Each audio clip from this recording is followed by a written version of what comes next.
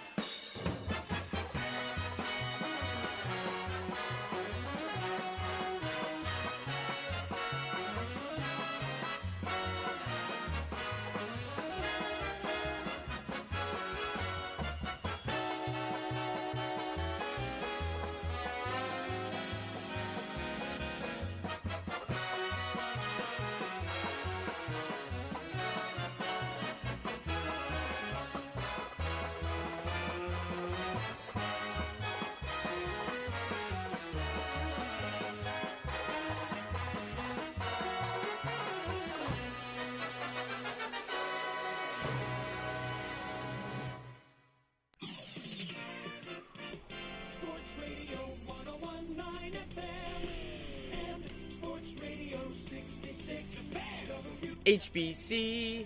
For the first time of 2021, get out the brooms. It is a good evening to you and how you be. William Haynes here, you there, here at 4:15 on this early Sunday evening. This Rays postgame edition of the William Haynes Show is live from the WHBC studio in Tallahassee, Florida. Number to call the show and talk Rays, 877-566-1020 with you for about the next hour or so. We do have another win to discuss. It was the Rays 4-2 over the New York Yankees. The Rays now get back to 500 at 8-8.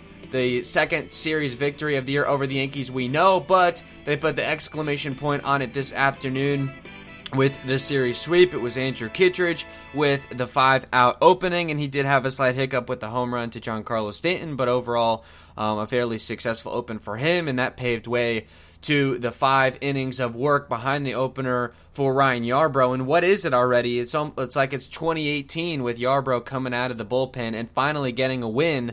I think out of his last 20 starts, he has not gotten a win, but of course his first game out of the pen, and he does earn his first victory of 2021 as he is now 1-2 on the season. He gave the Rays 5 very solid innings of 1-run ball on just 2 hits. Definitely was kind of picking away at the strike zone and was certainly not pounding that strike zone. But that's Yarbrough's game, and against a power right-handed lineup, that's pretty much just what you have to do if you're Ryan Yarbrough. So he did get the job done.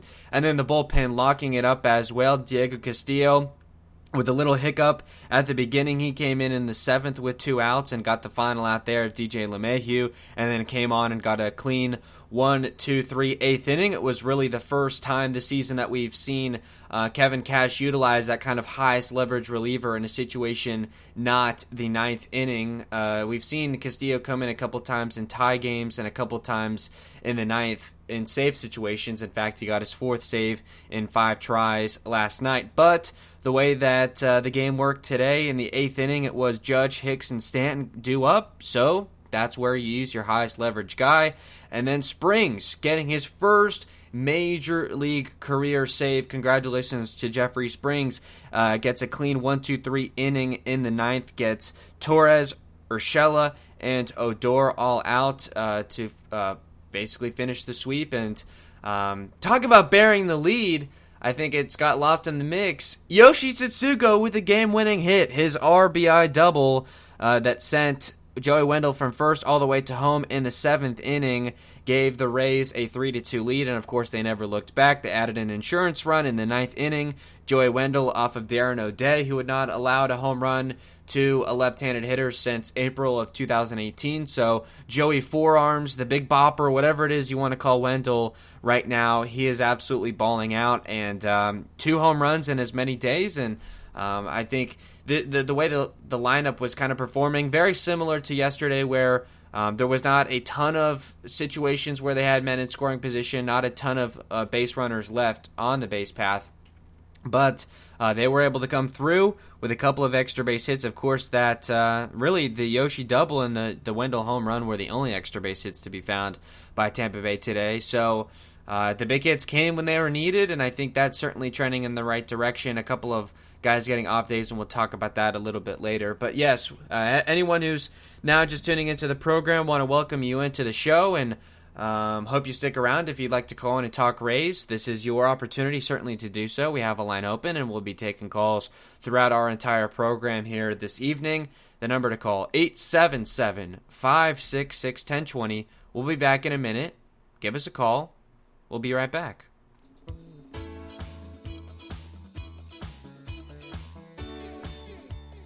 You're listening to the Rays postgame on the William Haynes Show.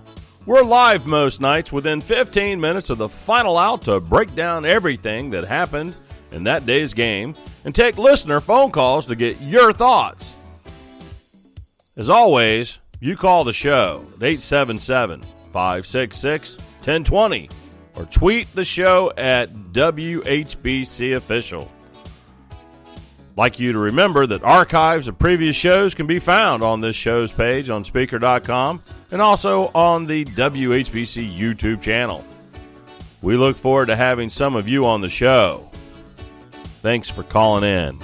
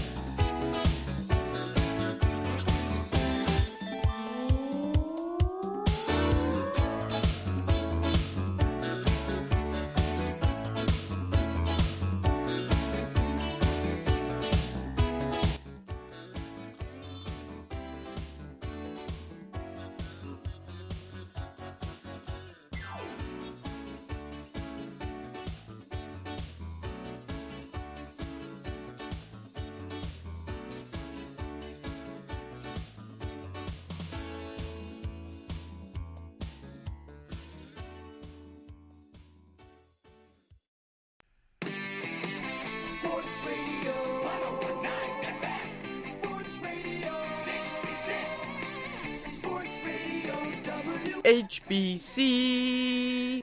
And at 4:21, we are back on the William Haynes Show again. Number to call the program, 877-566-1020, taking your calls throughout the entire show as we continue to discuss this afternoon's 5-2 Rays win over the Yankees. From Tompkin on Twitter, the Rays have now won 15 of their last 18 regular season meetings against the Yankees, obviously taking 3 of 5 from them in the ALDS last year, and they have won 6 straight series and have sweeps at Yankee Stadium in back-to-back years, which obviously, if you've been following the Rays for a long time, this is definitely a new development, not something that has really taken place until just recently. I talked about in yesterday's show the kind of big brother dynamic that I think the Rays have wrestled away from the Yankees, and ever since I guess kind of this rebuild, whatever you want to call it, was finished, and this team entered their competitive window, I think in 2018, the Yankees have been the number one rival to the Rays, and I think really since then, save for a couple of miscues in the Bronx in 18 and 19,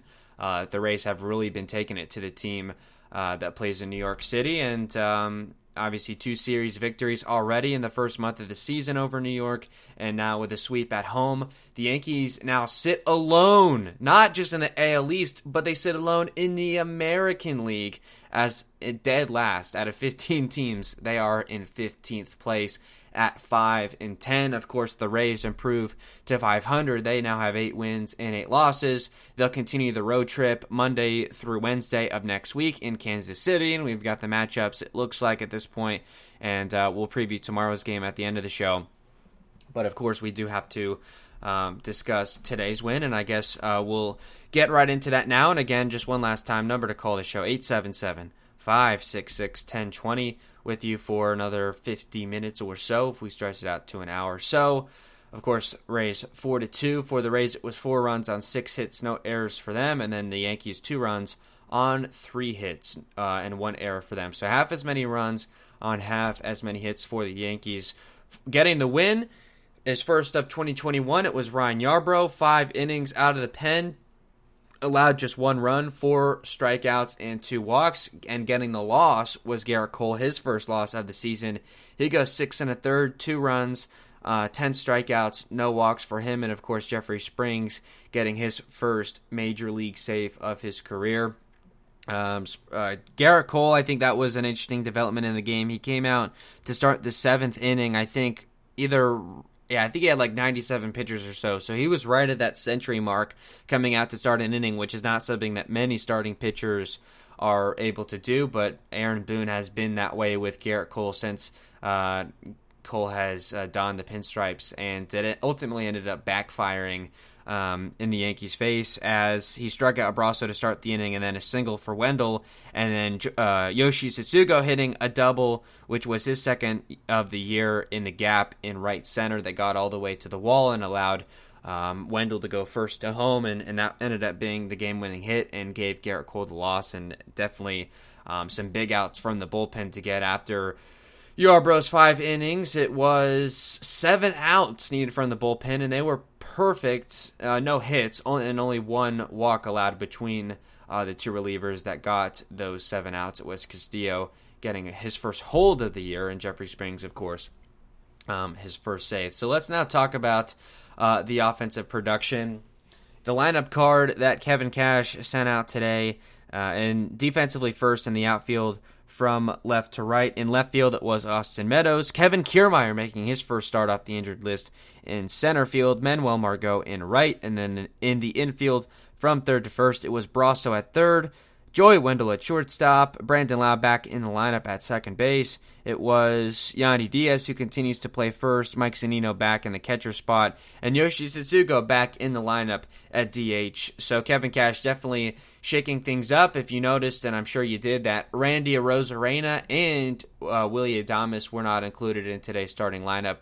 Cash's reasoning for that is obviously we're still in that 30 games and 31 day stretch, so you do have to give guys off days when you can. Willie Adames had an off day on Friday, or recently, not Friday night, but I think recently he did, and so they continue to manage him as obviously he's really their main shortstop, and he's been striking out a lot. He's been late on the fastballs and maybe a little bit early on off-speed stuff, so his timing is definitely off. So Cash mentioned maybe just getting him some extra BP and taking him off his feet and see if maybe he can regroup.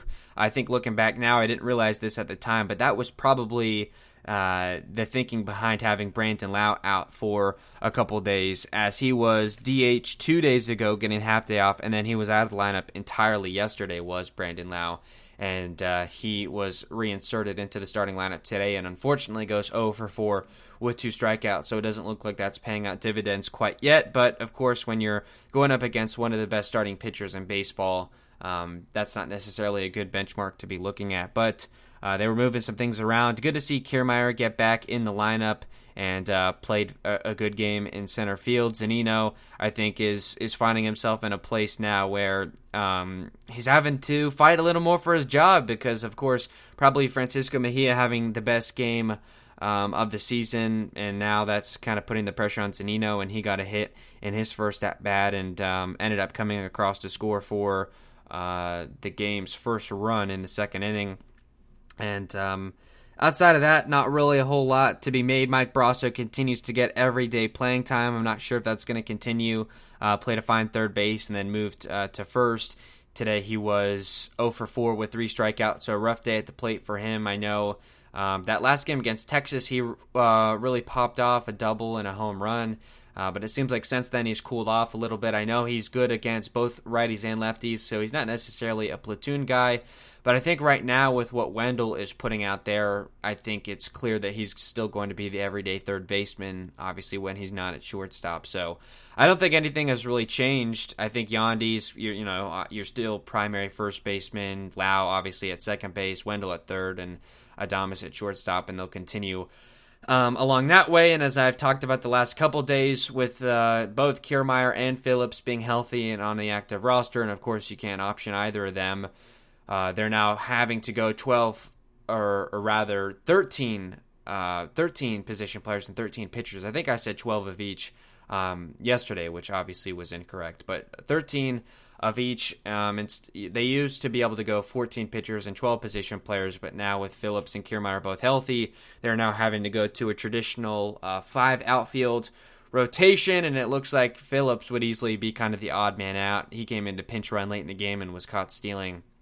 And good to see Kiermaier come back and look relatively well. Did single in his first at-bat and put a pretty good ride on his third at-bat as well, and a fly out to center field. So not a bad day for Kiermaier. I think he was 1 for 11 coming into today, so good on him going 1 for 3. So the way the lineup was ordered today, it was Yandy Diaz who's led off now for, it looks like, the second straight day. Is that something that maybe Cash is looking to do more so of now? In the batting second, it was Austin Meadows. Manny Margot bats third. Brandon Lau in the cleanup spot, followed by Brasso and Wendell, and a 7-8-9 of Setsugo, Zanino, and Kiermaier. I do like the way this lineup was shaken out. I think maybe Diaz could be potentially wrestling away that leadoff spot from Austin Meadows.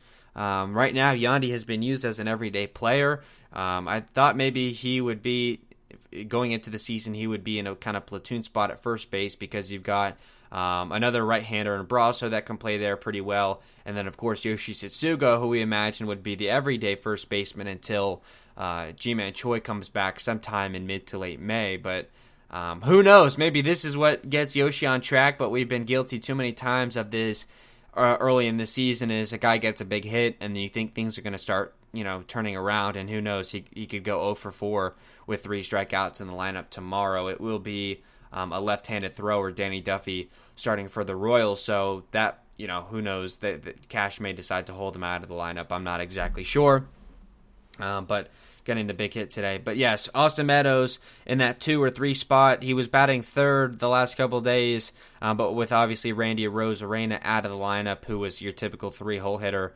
you just move Meadows up, and then Margot in the 3 spot. He can really bat anywhere in the order, I think. He could be a leadoff hitter. He could be cleanup. He could be 3, 5, 7. I think he's effective anywhere in there. He really gives you juice everywhere he's showing up. He was 0 for 3 today, but did have a sac fly in the 3rd inning that did drive in a run. So still was productive offensively, and it's always a wild ride in right field in Yankee Stadium with those balls coming right on the wall at you, and obviously with the short porch. So did a pretty good job managing things over there in right as well.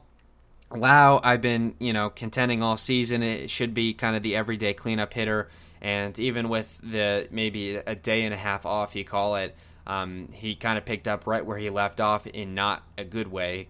0 for 4 with the 2 strikeouts, the average of 176. So I'm not quite sure exactly what the key is to getting him turned around. And again, I don't think his first game back against Garrett Cole is any kind of benchmark. He'll be probably facing a lefty tomorrow. So, but Lau has been good against righties and lefties, I think equally. So he's not really a big splits guy. So hopefully things can get turned around, and with the typical 1 through 3 hitters that are really good at getting on base, meaning Yandy, Meadows, and Arozarena, you do need a good cleanup hitter, and I think that's part of where their struggles with runners in scoring position have been coming from. You don't have a go-to guy that can drive in runs. I know Hunter Renfroe was supposed to be that guy a season ago, and ever since obviously that experiment was not effective, and they really struggled to find the mainstay over there. Since then, Brandon Lau is still going to be that guy, and hopefully he'll get things turned around. Brasso batting in the middle of the order, that's where he'll be. I'm not necessarily big on him as like a 3 hitter, so In the 5 spot is fine.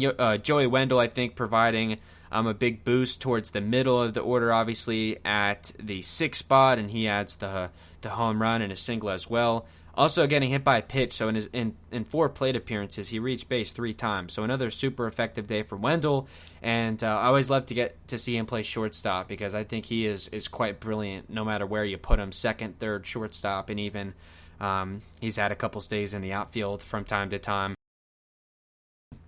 And he really continues to produce. I think he's having possibly his greatest stretch as a Ray, really since coming over at the beginning of 2018. So maybe this is just the new Wendell. I don't know. Hopefully he can stay healthy. And we had a caller yesterday kind of talking about, because there is that log jam on the infield, really that battle between Wendell and Brasso. And Brasso right now is the super U, meaning the super utility, can play first, second, third, and I guess shortstop. He started to play in spring training, but is not an everyday guy. Wendell has the same versatility pretty much, but I think right now has proven himself more effective as an everyday player. I would say on both sides of the ball, offensively and defensively, but I know a lot of fans are high on Brasso, and a rough day at the office today, certainly 0 for 4, 3 strikeouts, but not really indicative of the kind of player he is. I thought he was going to get to face Chapman in the 9th inning because they did make a pitching change in the 9th with Brasso coming up, but they ended up going with Darren O'Day instead, which I think was a good move by Aaron Boone. I think that would have just been kind of a boneheaded thing if he had gone to Chapman, but maybe it would have worked out because Wendell wouldn't have hit the home run potentially, but who knows. That's obviously just kind of a what-if game. And then Tsutsugo, I think he's not a leadoff hitter. He did work some really good at-bats today. I know Andy Freed continually was mentioning that on the broadcast. Really, from start to finish, a bad strikeout in the 9th inning, but that wasn't, obviously a consequential at-bat. They had already added the insurance run. But a really good at-bat in the 1st inning off a Cole and a run and catch that was required to be made by Judge and Wright.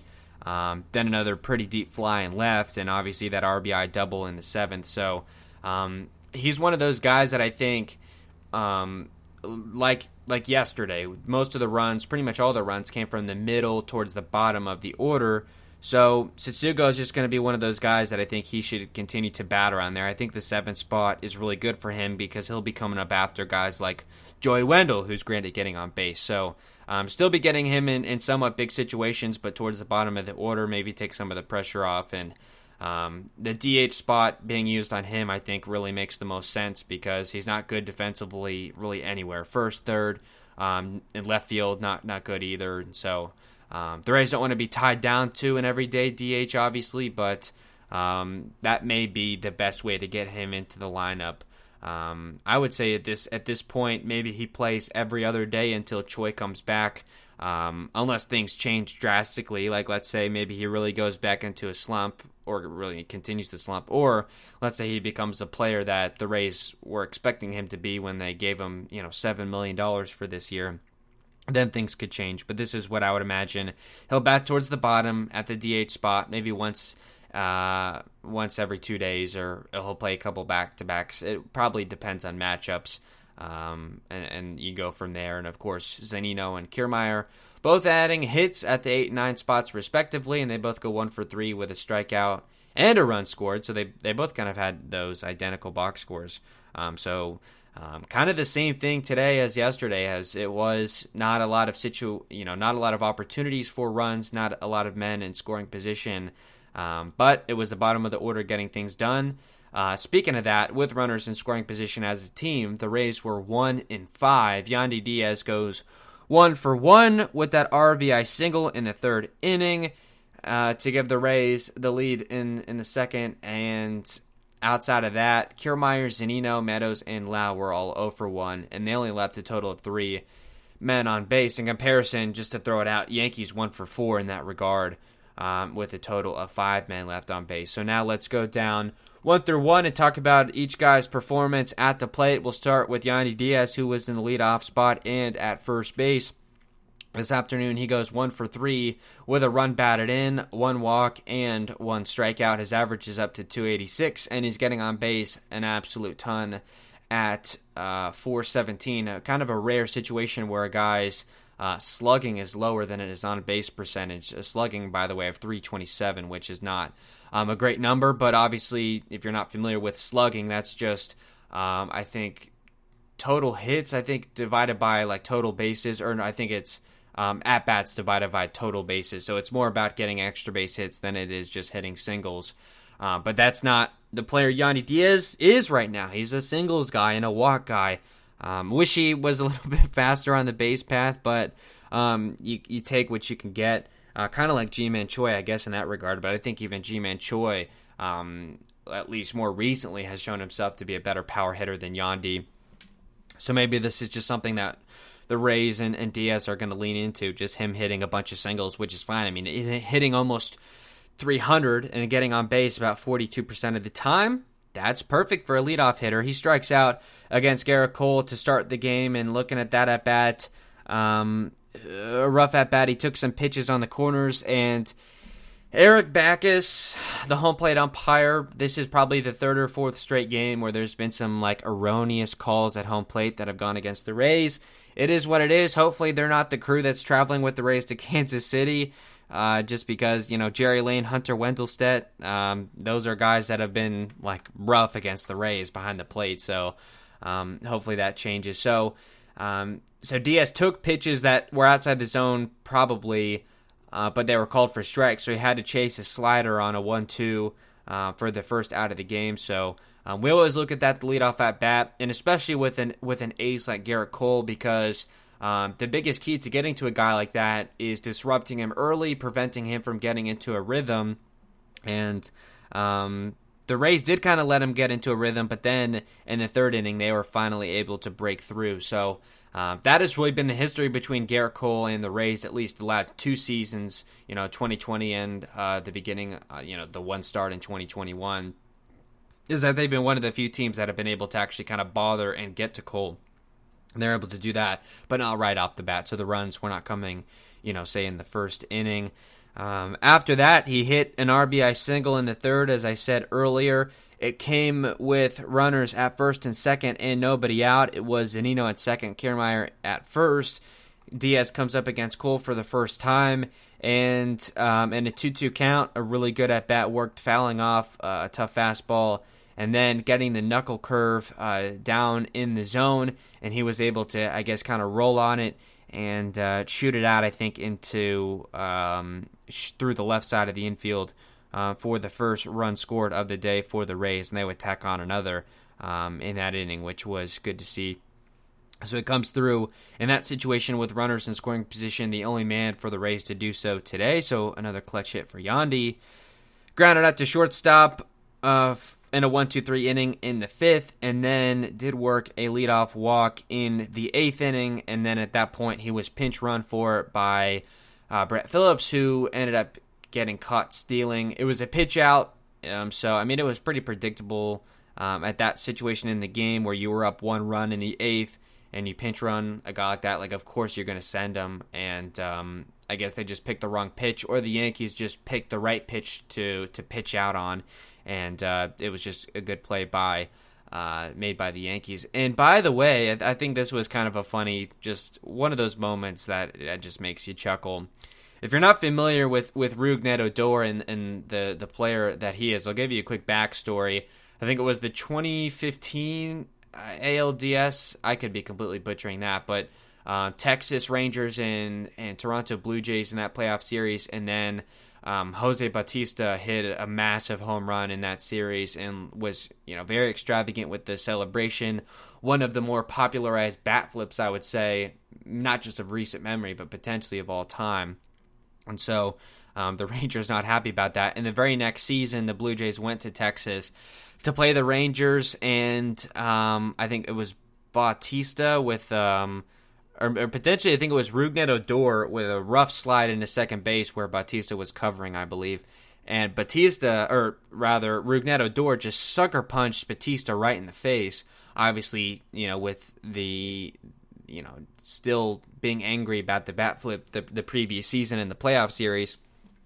And so Rougned Odor, from that point on, just kind of gained the reputation as the guy that you don't want to mess with, because so often in MLB brawls, there's not really punches thrown that are connected. It's just kind of guys slapping at each other and holding each other back and whatnot. But that was one of the few times where you saw a guy just wallop on someone, and Rougned got several good punches on Batista. So the reason I'm telling you all that is when Brett Phillips slid into second base, and with the pitch out, the throw was well ahead of Phillips, and so he tried to do kind of a swim move to get around the tag, and by doing so, incidentally, his hand that he was trying to swim around basically swiped Odor across the face, and it, obviously was a bad look, and not to mention the animosity between the Rays and the Yankees. And Brett Phillips, I think, is just funny because, of course, he has all the goofy moments, and another one there where immediately after it happened, he didn't even finish getting to the bag because he knew he was tagged out.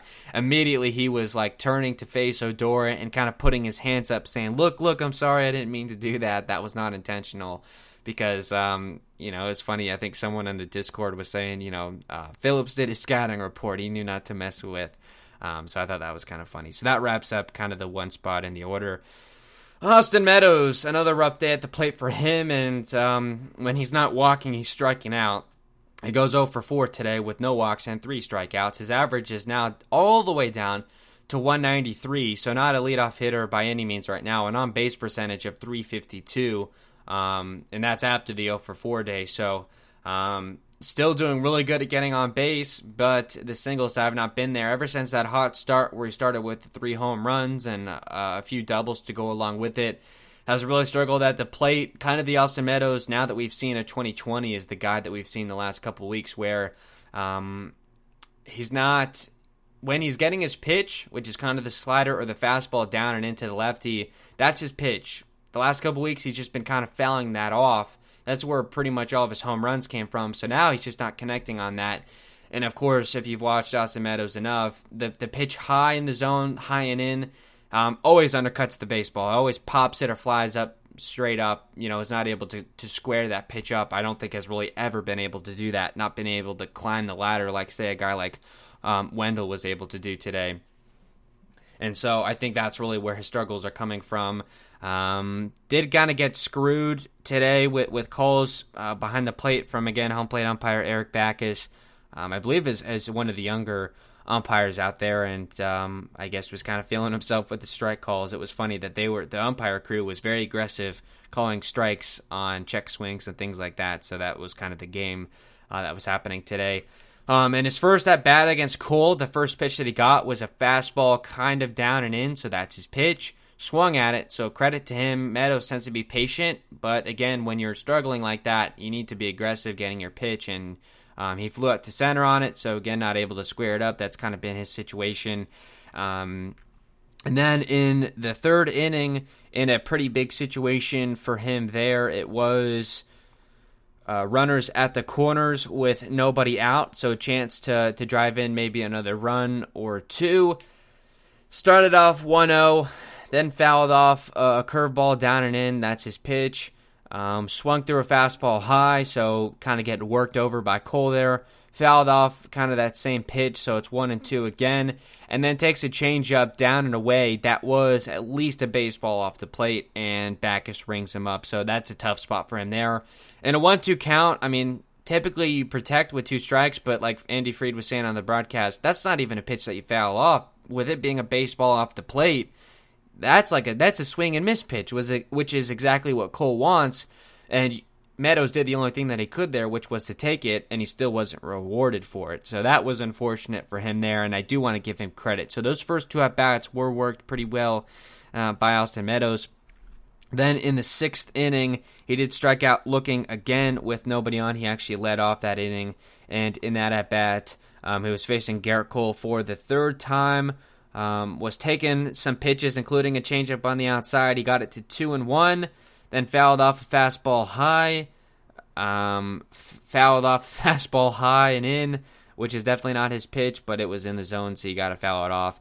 And then took a changeup. This time was in the zone, kind of down and away from him, though, so same situation, and took it for a called strike 3.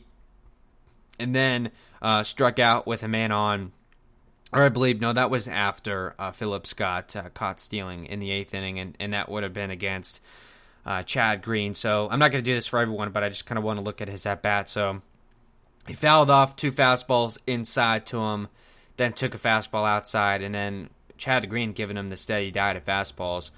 Swung through a fastball middle away, so that's definitely not his pitch quite either, so couldn't quite reach to it. So hopefully Meadows can get back on track. It looks like even if he struggles, I think especially if he struggles, he's still obviously going to be at the top of the order, but more so in the 3 spot, I think is really the only place for him right now, because Yandy will continue to lead off, I think. I mean, they could give him a day off tomorrow, I don't know.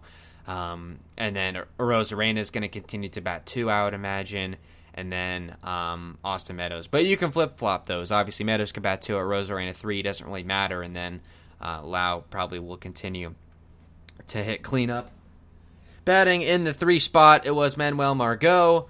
Manny in right field played pretty good over there defensively. I'd say he was 0 for 3, no walks, no strikeouts, but did drive in a run. His average now down to 261 and on base of 314, so is still producing offensively and did continue to do so today. Grounded out to first in the first inning to end the inning.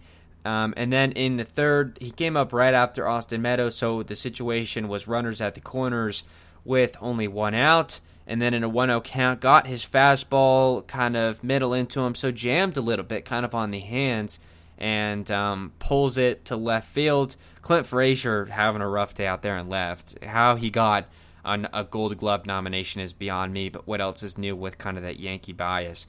But is able to drive a run, and he also moved Yandy Diaz over to second base. So not only did he drive a man in, but he moved a man into scoring position. So situational baseball, Margot has been great at that.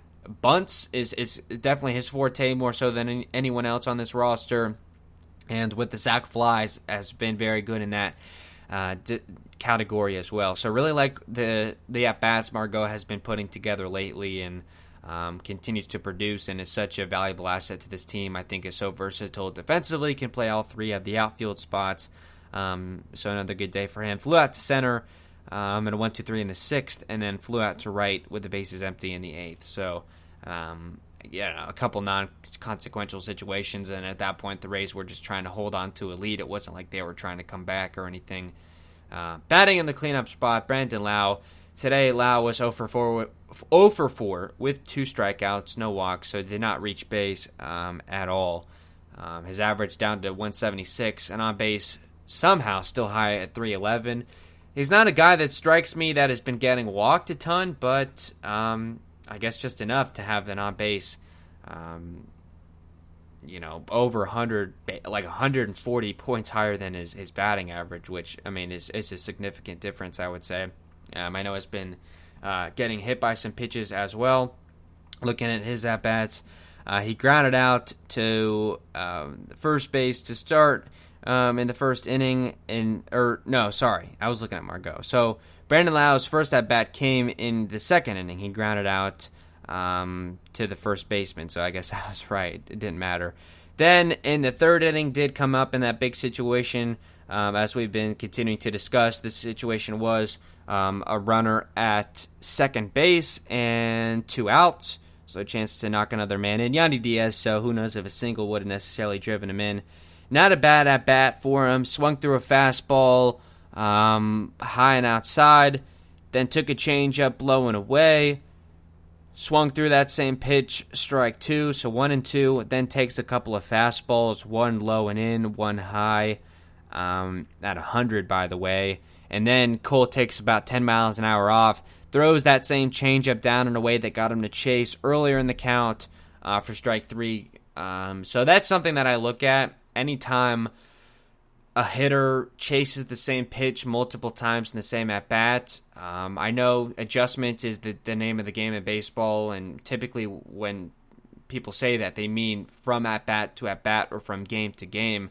But there's adjustments to be made within an at-bat as well. And I know Garrett Cole is one of the toughest starting pitchers to face in all of baseball. And, you come out already and he's throwing 100 at you. That's not something that's easy to deal with.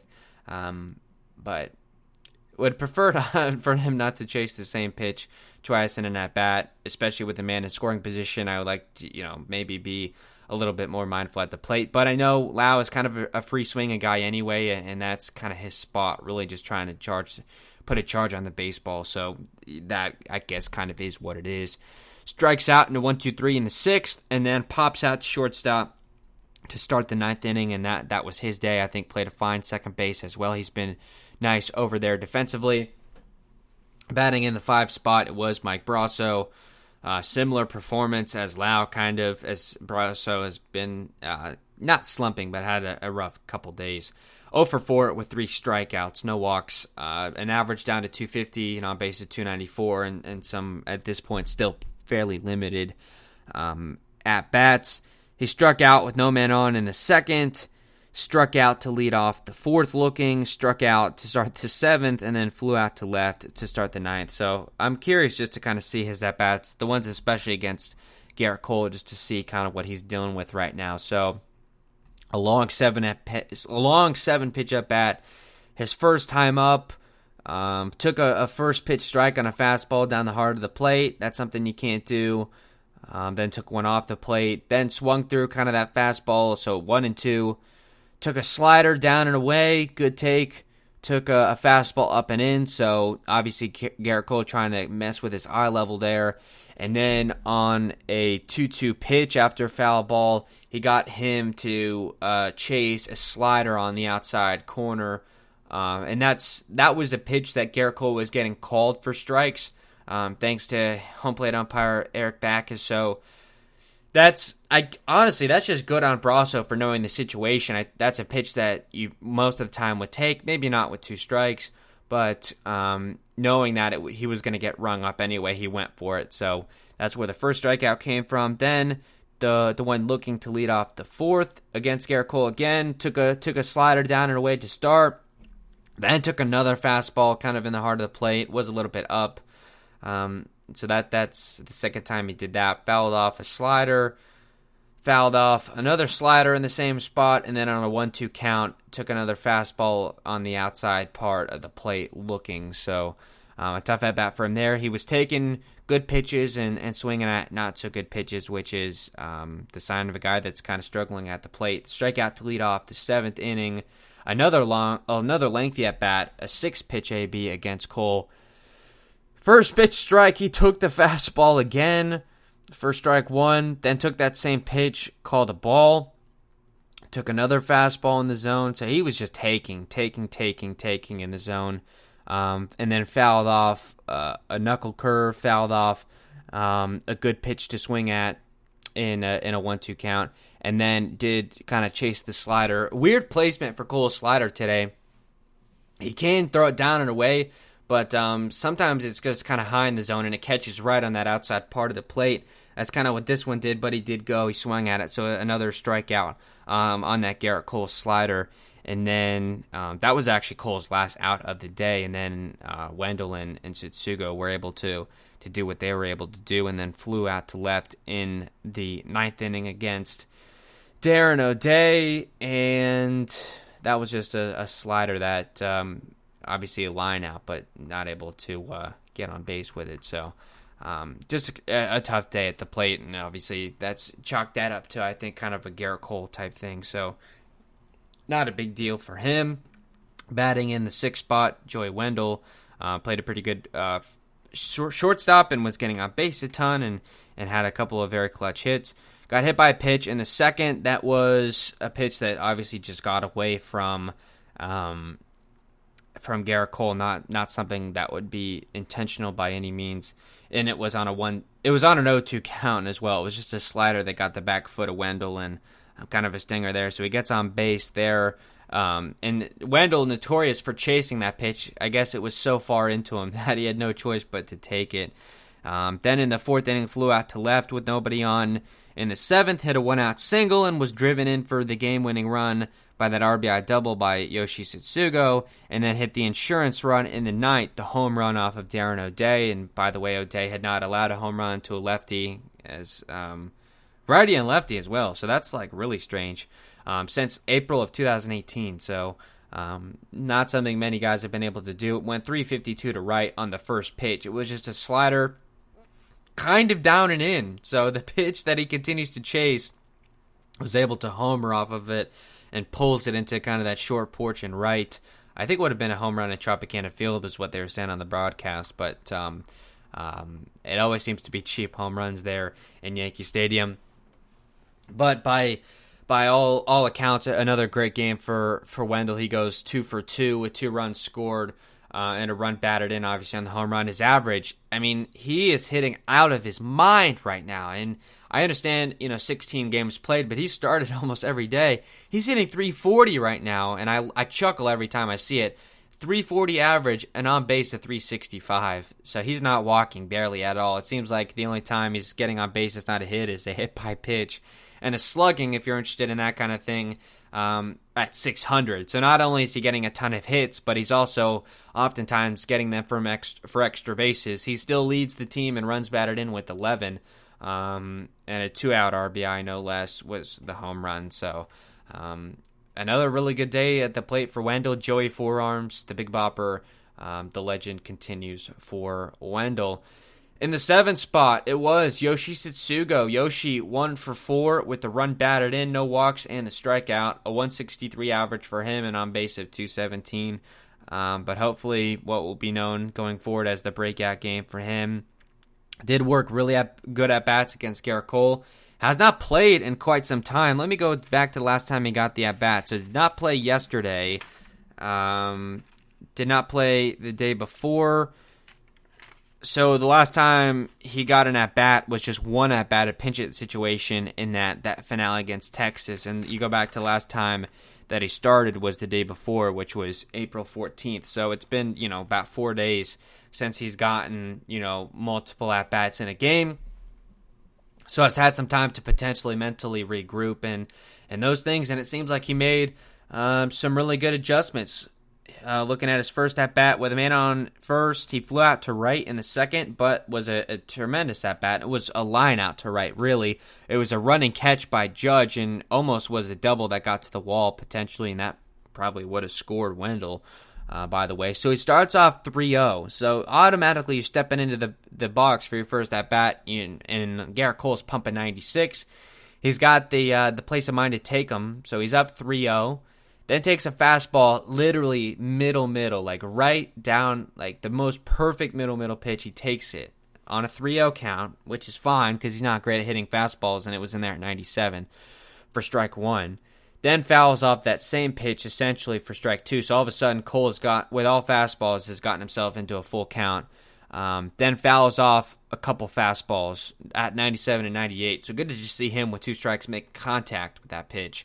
And then in a full count, gets a changeup. So he was Cole was throwing middle, like 5 straight pitches, but took 10 miles an hour off. So that's a hard thing to adjust to, but he did. He timed it up well, and I think honestly that's just, he's so late on the fastball that it's perfect timing for a changeup.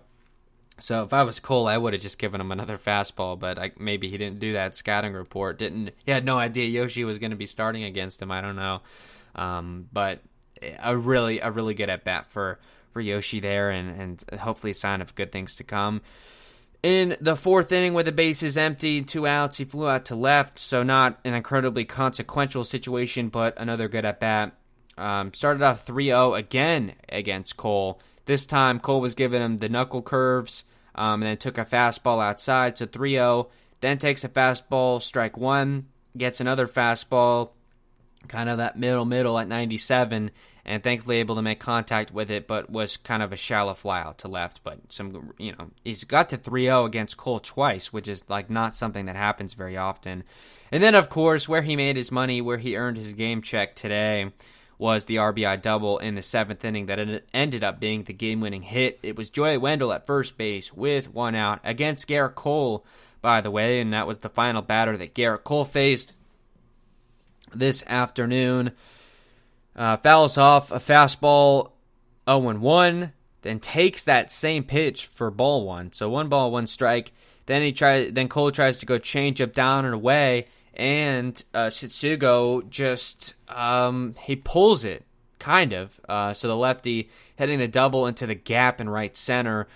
Judge nor Hicks was able to get to it as it rolled all the way down to the wall, and Wendell, obviously being such a hustle player, was able to get from first all the way home on a double, which is not something that happens all the time. And that's great. Hopefully turning the corner, like I said, that was a huge moment in the game, and he came through certainly, and then struck out for the race final out of the game. Do you even say final out if they're winning? I guess not. This one was against Darren O'Day. Takes a fastball at 85. That like can't be right. Maybe it is. 0-1. Took a slider that was a good take, but it was called a strike. Then fouled off a fastball, and then swung through a fastball. Darren O'Day was pitching him high and in, and it seemed like he had some difficulties with that. That was not something that Garrett Cole did all afternoon, but a really good game, I think, ultimately for Setsugo, and good at-bats throughout. Zunino, he was 1 for 3 with a run scored, no walks, and a strikeout, an average right now at 176, which, I mean, if you can just get him to the Mendoza line, that's, I guess, a good thing, and on base at 263. Fifth single in his first at-bat, a leadoff single in the third, ended up coming across a score for the first run of the game, struck out to start the fifth, and popped out to the catcher right after Garrett Cole came out of the game. So it was 1 for 2 against Cole, which I guess is a good thing, and was good behind the plate. Has caught Yarbrough a ton, so it looks like that's a battery that they're comfortable with, and especially on an opener day, we're going to have a lot more pitchers coming in. You had 4 total come in today. I like Zunino just because of his familiarity with the staff, and he's been there since the beginning of 2019. So I think, ultimately that's a good move. And, anytime he gets a hit and a run, that's contributing, out of the 8 spot. Kevin Kiermaier in not his first game off the IL, that was yesterday, but his first start since coming off the injured list. He's been on the IL since that, let's see, so I can get the date. It was that, I believe, the series opener in Boston, which was April 5th. So it's been about 11 or 12 days for him on the 10-day IL. There was an issue with his hamstring when he was trying to run out a double play ball. An issue, I guess, that was backdated potentially to spring training. So some needed rest and recovery from him, and it looks like he's come out strong. I think he was saying on the pregame on the radio side that I think he said he was ready to go second to home on a single or something like that, which is, a benchmark of, is a guy healthy if he can really start legging it out and making those diving plays. In center field, got kind of lucky in his first at-bat with a bloop single that fell right in front of center fielder Aaron Hicks, who is probably the Yankees fans' number one enemy right now. They were booing him, after every one of his at-bats where he went 0 for 4, and I don't know, it's a bit devious, I suppose, but I find a little bit joy in watching those games where Yankee fans just turn on their own players, because just how, I don't know, we all know how Yankee fans are, so, it's not like, that's all I'll say about it. Let's just leave it at that. So Kiermaier got a single with Zunino on base. So the situation made it first and second with nobody out with the blue hit there. And I think that was, let's take a look. That was the first pitch that he got in the at-bat as well. So was a bit aggressive, and I would prefer to see that for Kiermaier. He strikes out so much anyway. Why not just swing at first pitches and at-bats? Yeah, it was a fastball kind of down and away a little bit, but was able to kind of pop it up. Should have been probably an out, but Hicks was not able to get to it, so it does count as a base hit. Struck out for the second out in the 5th inning, also against Cole. A steady mix of both fastballs and changeups on a 2-2 count. Just chased a changeup down and away in the dirt. So Kiermaier is going to strike out a ton. That's just the player that he is. He's very aggressive at the plate. And then came up in a pretty big situation in the 7th inning, I suppose. Well, not exactly. I mean, it was Setsugo at second base with 2 outs in the 7th, with the Rays having the 1-run lead. And again, on the first pitch from Chad Green, 94, kind of down and in fastball, and he lines out to center field. So I appreciate that approach. I think he might as well do it, because the guy that strikes out so much anyway, if you're taking strike one out at the bat, I mean, what are you even doing? So, trying to put the ball in play, and he's really fast. So quick on the bases. So I think that's a good approach for him there, and glad to see him healthy. Apparently, I was the only one that thought Phillips was like better in center field so far this season. It seemed like everyone else is just really high on what Kiermaier is continuing to be able to do. So I guess I'll relinquish that point. I mean, I want Kiermaier to be good. He's been a fan favorite and a cornerstone of this franchise really since 2014, 2015. You go back that far, and a leader certainly, and would like to see him succeed certainly, and hopefully he'll continue to do so. After starting 1-11, comes off for his first start and goes 1 for 3, including a hit against Cole. I'll certainly take that. So that was the way the lineup performed today. And now looking at the pitching staff, Andrew Kittredge was the opener. Was not sure how far he was going to be able to go. Faced the order 1 through 6, so faced a total of 6 batters, I believe. Yeah. So went 1, 2, 3 in the first inning, and Andrew Kittredge, I think, has really impressed. The last time he started, by the way, was that game in Boston last year where he got injured. We thought maybe Tommy John, but they go no surgery and rest it, and he ends up coming back, I think, really stronger than ever. The fastball has got bite to it, and so does the slider. I mean, I've never seen Kittredge's slider be this good, and was really dealing today, and gets a 1, 2, 3 in the first, including strikeouts of LeMahieu and Judge. I thought that would be it. But like I said yesterday, maybe they'll let him face Stanton, and they do that, and Stanton hits a solo home run off of him. Not a big deal, and ultimately doesn't end up hurting them really at all. 358 to right. It's kind of a cheapie out there in the short porch, I suppose. And then gets Torres and Urshela out, and then made way for Ryan Yarbrough. So Kittredge finished an inning and 2/3, a run on the hit, no walks, 3 strikeouts, 21 pitches, 15 for strikes. So was padding the strike zone, and 5 for 6 and establishing the first pitch strike, which I think is really nice as well. He made way for Ryan Yarbrough with 2 outs and the bases empty. I don't know why he couldn't have just finished. I guess they wanted the lefty on lefty there with Rougned Odor. That's what the computer says, whatever. Yarbrough hit Odor the pitch, but then was able to get Frazier out to end the inning, and then got through the third, the fourth, scoreless. I think I'd retired 7, 8 in a row at that point, and then the leadoff double to Urshela, and he ultimately ended up coming across to score in the 5th inning on a DJ LeMahieu RBI.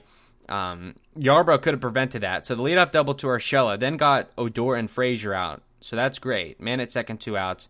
Then Kyle Higashioka, the number 9 hitter, comes up, and you walk him. So that's on Yarbrough there. Didn't have to face LeMahieu.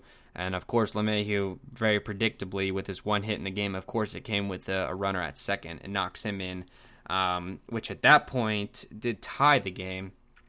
But ended up, overall, had a clean inning in the 6th as well, and then got the first 2 outs of the 7th inning.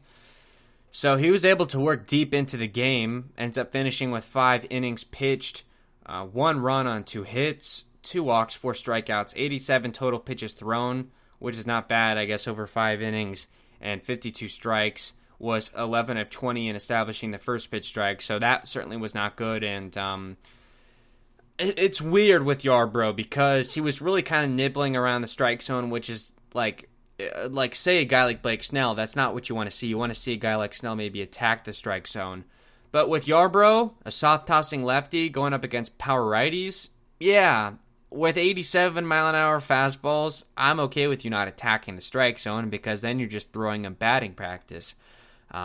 So he kind of nibbled around the corners, got, a couple called strikes here and there. Was not getting as many as he has in the past. Was kind of a rough game with the way the balls and strikes were being called for him. But he only walked 2, and it was just deep counts, worked to everyone. I mean, he would start guys off 0-2, and then the count would go full. Or he would start guys off 3-0, and he would manage to work his way back in the count. So it seemed like every pitch, every at-bat, rather, was going like 3-2, it seemed like. But he gets the win. Much was made of his stretch of going like 20 consecutive starts without a win, a lot of non-decisions and losses. I think he went 16-5 out of the bullpen as a rookie in 2018.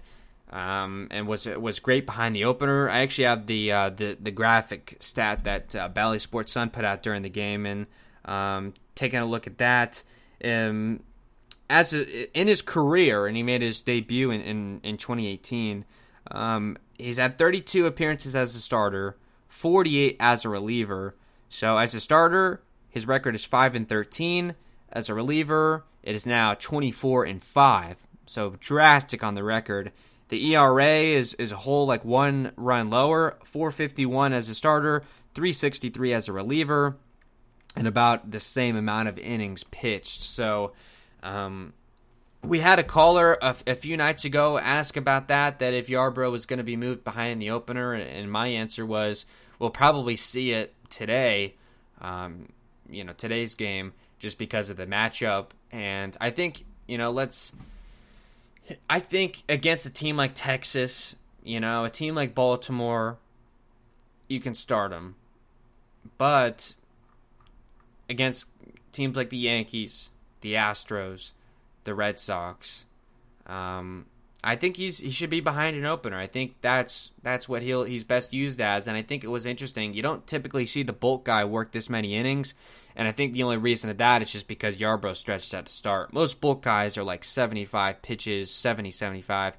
Yarbrough stretched out basically to 100, I think, or around there. He throws 87, so does get the 5 innings. And when you have Kittredge going inning and 2/3, I kind of like the way it works out, because once Yarbrough's 5 innings are done, you've only got 1 out left to get in the 7th. So then really, he could have easily finished the 7th as well. So then you're talking about only 6 outs left to get in the game. And that's kind of the part of the opener that is not really talked about very often, is that you're getting those outs in the beginning of the game rather than having to chase them later. And so instead of having to go Kittredge, Thompson, Castillo, Springs maybe at the end after 5 from Yarbrough, you end up just having to go Castillo for an inning and a third and Springs for an inning. And we'll talk about Castillo now.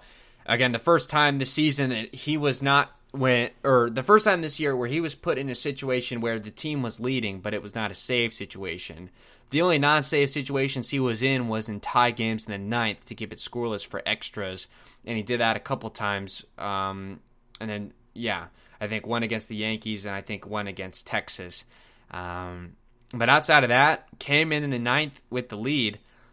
He's the highest leverage guy clearly right now, especially with Fairbanks out and obviously without Nick Anderson. But the highest leverage situation came in the 8th today. He ended up coming in the 7th for whatever reason to face Higashioka. I guess, they didn't want Yarbrough walking him again. But funny enough, Castillo walks him anyway. His control early was a bit wild. I was kind of concerned about that. He did pitch last night, but only like 10 pitches. But then got LeMahieu to fly out to right, thankfully. And that one was scary. I thought that was a home run off the bat. But Manny Margot right on the wall there in the short porch in right field ends up making the catch. And then gets a quick 1-2-3 8th inning, strikes out Judge and Stanton, and then gets Hicks to fly out as well. So got the big boys there. That was the spot for him, Judge, Hicks, and Stanton. And then the fact that he was able to do that efficiently made way for Jeffrey Springs for an opportunity to collect his first Major League save. And he goes 1-2-3, getting Torres, Urshela, and he got Odor to line out to shortstop. It was Willie Adames who came in as a defensive replacement in the 8th inning, and obviously was on the field in the 9th, making a leaping grab. So that was kind of cool to see, and a nice exclamation point on today's game and on the sweep of the series. I thought maybe like Hunter Strickland was going to have to come in. I had no idea how they were going to piece this together. I didn't know who was going to get the save, but I kind of forget that Cash is really loving Springs right now. And you take a look at Springs' body of work this year. He had a rough first outing, but since then has been used in a variety of ways and has been used very effectively. He had a couple of rough starts there. I think he gave up a run in extras in Boston in that 12-inning game. But since then, 2 innings scoreless against the Yankees, 1 inning scoreless against Texas, and an inning and a third giving up a run here today, I apologize. An inning and a third yesterday. So I forgot that he was pitching on a back-to-back. So looking to So he came in after Glasnow and gave up I'm all over the place. So I'm trying to see where Springs came in yesterday. It was a home run to Rougned Odor, where it was his run. But he was effective there today. Threw 21 pitches yesterday, and then comes in today on a back-to-back, which I was not expecting, and threw 12 pitches in a clean ninth. So Springs definitely working himself into the good graces of Kevin Cash, and he was 2 for 3, establishing the first pitch strike. Castillo 3 for 5. So effective for the bullpen and good on them for being able to shut down a struggling lineup right now for the Yankees. I mean, Hicks is batting 160, Stanton 176, Torres 196, even Judge is just 255. So and an American League worst 5-10 for New York. So it's always great to get some wins, especially against that team. And by the way, I haven't mentioned it yet, the roster move that was made. Colin McHugh with a back strain is on the 10-day injured list. He gave up a couple of hits in 3 batters faced yesterday, and obviously they found out it was the back strain, and his fastball was only at about 89 or 90. So he goes on the injured list, and they recall Chris Mazza, who was just put on the taxi squad like just 24 hours before. So I guess that's a quick way to use up an option. But Mazza, I guess not a lot of Rays fans are pleased with him this year. I mean, I know he had that rough outing against Texas, but it came in and pitched a couple clean one-inning appearances. Mazza's got potential. I mean, let's give him time. Let's not bury a guy after his first 4 or 5 outings. So, I'm sure we'll see Mazza at some point here in the future, and especially potentially in this Kansas City series as we move now ahead to that. So, no off day, obviously, on the travel. They'll be flying into Kansas City. I'm sure they're probably flying already right now in the plane. 8-10 starts Monday, Tuesday, Wednesday. Tomorrow, it will be Josh Fleming or behind an opener with Fleming behind against Dan Duffy. Tuesday, it looks like it will be Rich Hill against Mitch Keller. And then in the finale, it'll be Michael Wacha / behind opener against Jacob Junis. So it's the 3, 4, and 5 starters against the Kansas City lineup that is actually performing pretty well. Or I'm not sure if they're performing well, but I know going into the season, it was a lineup that I was high on. I mean, Salvador Perez, who's been there forever. They brought in Carlos Santana, who's been an MVP-type candidate. Whit Merrifield, who always seems to lead the AL in stolen bases. They got Hunter Dozier, Adalberto Mondesi, and then they also brought in Andrew Benintendi, Michael A. Taylor, and I believe Jorge Soler as well. So 1 through 9, that's a sneaky good lineup, and I believe they're actually first place in the American League Central, or at least they were last night. So they're off to a pretty decent start, and they're first place, and they're 9-5 on the season. So I guess as far as record goes, this is going to be, I guess, the best team that the Rays have faced this year as far as games above 500. So that's kind of interesting, and I suppose a good test. Usually in years past, Kansas City has just been one of those teams that, like Detroit, like Texas, like name the team like that you're just supposed to stack wins against when you get to play them. And obviously it's been since 2019. I can actually recall I was at one of the games at the Trop that we played the Royals in 2019, and then I think the last time we played them period was in Kansas City, and that was the series that Nate Lowe made his major league debut. That's talk about blast of the past, and that's the last time we played Kansas City. And we'll be there tomorrow night, previewing tomorrow's matchup at 8:10. It's the lefty Josh Fleming with a caveat / opener against the left-hander Danny Duffy. So Josh Fleming is 0-1 on the season with a 1.80 ERA.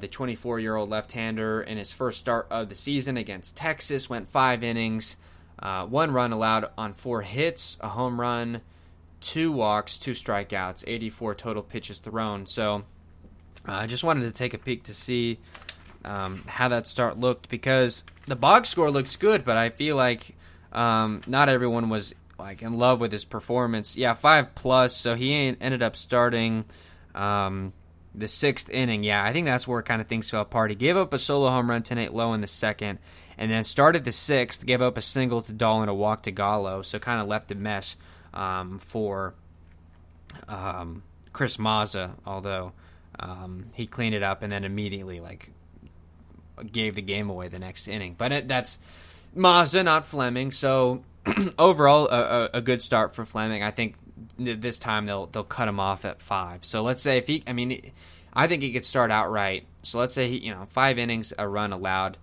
That's pretty good, and then you're going to have to be creative as far as piecing it together. I think that's a potential for Trevor Richards or Chris Mazza to maybe pitch 2 innings. So that gets you into the 7th. And then I think you're going to have to get creative because Springs would be out because he's pitched back-to-back and 20 pitches the day before and 11 here today. I would imagine that Castillo on a back-to-back would be out, although if it's a safe situation, you never know. So let's say Fleming gets you 5, Richards or Mazza gets you 2, and then, so you're through 7. Then maybe you go Strickland for the 7th, Thompson for the 8th, and then maybe either Kittredge somewhere in there or Castillo to take the 9th. So that's how I would imagine that playing out. And if interesting to see. I mean, Castillo's not available and Springs is not. I mean, you could see potentially Kittredge or Thompson get a save, and I believe neither of them have a save on the year. I think Thompson might. No, he does not. He has a win on the season, though. That was on opening day, in fact. So a bit stretched with the bullpen, but they do certainly have options. And then on the Royals side, Danny Duffy, the 32-year-old left-hander, 2-0 on the season with an 0.75 ERA. So he has actually gotten off to a rather fantastic start. His first start of the year at Cleveland, 6 innings, no runs and 2 hits, so a gem there. And then his last time out against Los Angeles, 6 innings of work, 1 run on 8 hits, and only 1 walk there, 3 walks in his first start. And he stretched out to 100 pitches, so has been very effective. I'll go back to 2019 to see if he has pitched against the Rays, and he did. We'll take a look. That was on May 2nd of 2019, so the lineup is probably completely different. So that day, Yandy went 0 for 4, Zunino went 0 for 4, Lau 2 for 4, Willie 1 for 4, and that was it. The rest of the guys are no longer with the team, so we'll see. Let's see. Diaz lined out to center. Zunino struck out looking. Brandon Lau single. Adames struck out swinging. Diaz grounded out. Zunino grounded out. Brandon Lau struck out. Adames singled. Yandy flied out. Zunino struck out. And that was that. So a couple of guys with hits, Yandy and Lau and Adames as well. So, or actually just Lau and Adames. So, 2019, who knows how relevant that is, but Danny Duffy is off to a pretty good start, and they'll probably stack the righties. So, if we go lineup predictions, this would probably be a good day to get Meadows out of the order, I would say. So, I would go probably Margot in left, Kiermaier in center, Arozarena in right, and then in the infield from third to first. It depends. If you give Yandy a day off, then you would put Brasso probably at first to get the righty on lefty. But let's say they keep Yandy in there. Or actually, no, let's say they give him a day off because he's been playing a lot lately. So let's say they go Joey Wendell at third, Adames at shortstop, Lau at second. They go Brasso at first. Probably they may go Mejia at catcher because they like him righty and lefty, the switch hitters. So maybe they go Mejia at catcher, and then as your DH, they've got some guys to pick from. Not really sure that they would have any righty at bats to go to. They could DH Yandy. They could DH Meadows if they wanted to. They could DH Tsutsugo. So that would be the options there. So that will be the game tomorrow. It will be obviously Fleming against Duffy. It does not appear that we have any word as to who's starting that game. I don't see anything from Tompkin. And a game that's interesting right now, Dodgers and Padres, Bauer against Snell. Snell right now, 4 innings of 2 runs allowed on 2 hits and 2 walks and 74 pitches thrown. So he may be done again after 5. And Snell, we talked about this yesterday, has been struggling a little bit in the mustard and brown. So definitely that trade, I think, so far is really working out in the Rays' favor. Thank you, everyone, for checking out the program today. Thanks for tuning in. We'll be on the air, of course, tomorrow after the game, 8:10 start. So we're talking maybe about 11:30. We'll probably be on the air talking all things Rays, breaking down the game, all those things.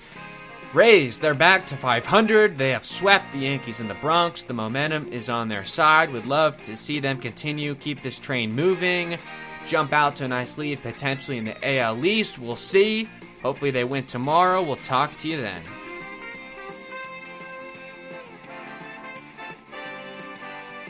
Sports Radio 101.9 FM and Sports Radio 66. The Fan. HBC. W